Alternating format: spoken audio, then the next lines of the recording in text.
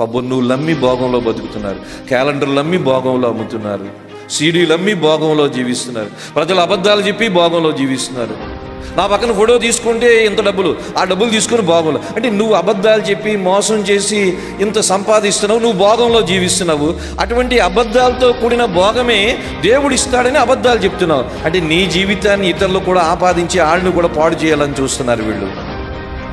యేసుప్రభు భోగంలో జీవించలేక పరలోకాన్ని విడిచిపెట్టి భూమి మీదకి పేదవాడిగా వచ్చాడు, పేదవాడిగా జీవించాడు.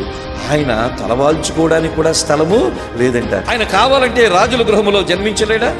కావాలని ఎందుకు ఆయన పేదవాడిగా జన్మించాడు? మనకు భోగం ఇవ్వడానిక?